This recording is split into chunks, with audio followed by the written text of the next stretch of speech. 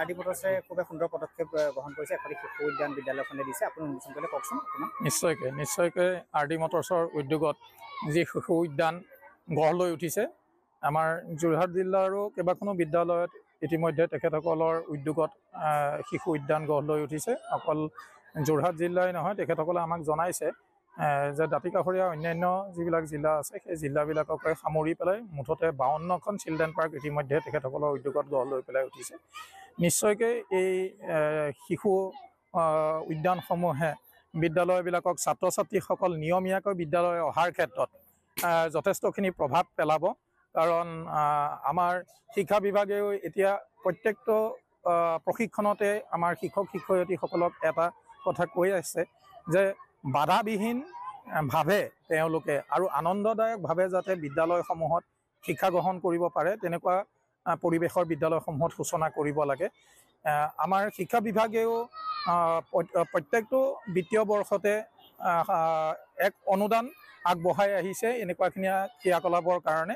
অৱশ্যে সেই অনুদান এটা বছৰত যিখিনি পাইছে সেইখিনিয়ে পৰ্যাপ্ত নহয়, তথাপিও সেই অনুদানেৰে তেখেতসকলে যিমানখিনি পাৰে শিশুৰ সকলক বিদ্যালয়লৈ তেওঁলোকৰ মন আকৰ্ষিত কৰিবৰ কাৰণে যিখিনি সামগ্ৰী প্ৰয়োজন হয় সেইখিনি সামগ্ৰী তেওঁলোকে পৰ্যায়ক্ৰমে ক্ৰয় কৰি আহিছে।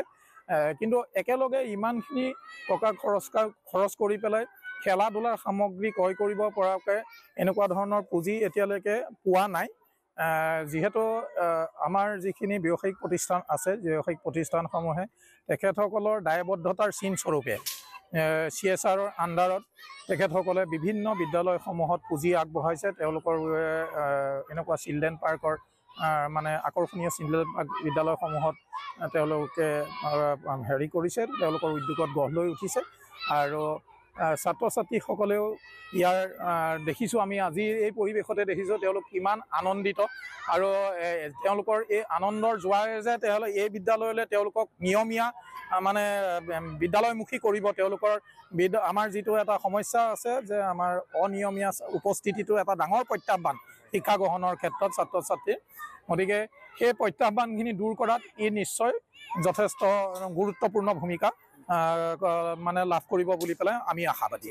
ধন্যবাদ। আমাৰ বিদ্যালয়ৰ বাবে খুব সুখৰ দিন। আমি যিহেতু আমাৰ বিদ্যালয়ত আৰডি মটৰ্ছৰ তৰফৰ পৰা আমাৰ বিদ্যালয়ৰ ছাত্ৰ ছাত্ৰীসকলৰ কাৰণে যিকোনো আমাক চিলড্ৰেন পাৰ্ক আমাক দিলে, তাৰ বাবে আমি আমাৰ বিদ্যালয়ৰ সমূহ শিক্ষক শিক্ষয়িত্ৰী, বিদ্যালয় পৰিচালনা সমিতি, বিদ্যালয়ৰ মাতৃগোট সকলো আমি আৰডি মটৰ্ছৰ চিৰকৃতজ্ঞ হৈ থাকিম। আৰু আজি এই তেখেতসকলক আগবঢ়োৱাৰ বাবে আমাৰ ছাত্ৰ ছাত্ৰীসকলৰ যথেষ্ট উপকৃত, যথেষ্ট আপ্লুত হৈছে। খুব ভাল পাইছোঁ আমি। আমাৰ বিদ্যালয়ৰ উপস্থিতিৰ যিটো হাৰ যথেষ্ট সংখ্যক ভাল হৈছে। ছাত্ৰ ছাত্ৰীসকলে বিদ্যালয়লৈ খুব আমাৰ নিৰ্দিষ্ট সময়তকৈ এতিয়া আমি দেখিছোঁ খুব নিৰ্দিষ্ট সময়তকৈ সোনকালে আহিছে। তেখেতসকল খুব ভাল পাইছে আৰু আমিও ভাল পাইছোঁ। যাতে ভৱিষ্যতে আমি এই পাৰ্কখন যিখিনি কাম বাকী আছে আমি সকলোৰে সহযোগত আমি এইখিনি কামখিনি নিশ্চয় সম্পূৰ্ণ কৰিম। ধন্যবাদ। বিদ্যালয়ত আজি আমি যিখন শিশু উদ্যান মুকলি কৰিছোঁ, এইখন আমাৰ 2025-26 বৰ্ষৰ CSR প্ৰজেক্টৰ আমাৰ 4 নম্বৰ স্কুল। আমাৰ হাতত 52টা সত্ৰত আমি 52খন স্কুলত যি আমি শিশু উদ্যান উপহাৰ দিম, এই থিমটো আমাৰ যোৱা বছৰে আছিল। এই বছৰো আমি এইটো কণ্টিনিউ কৰিছোঁ।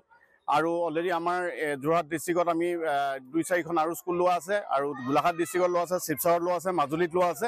আগন্তুক দিনত আমি এখন এখনকৈ এইবিলাক মুকলি কৰি যাম।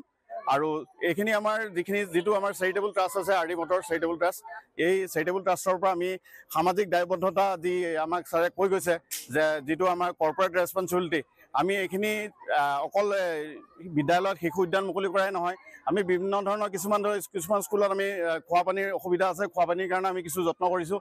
কিছুমান স্কুলত আমি ডেস্ক বেঞ্চ যোগান ধৰিছোঁ। এনেধৰণৰ আমি কিছুমান কাৰ্যৰ আমি সমাজৰ কিবা যাতে অকণমান উৎকৰ্ষ সাধন কৰিব পাৰোঁ তাৰ বাবে আমি চেষ্টা কৰি আহিছোঁ, আৰু আগলৈও আমি এনে কাৰ্যসূচী কৰি যাম। ধন্যবাদ।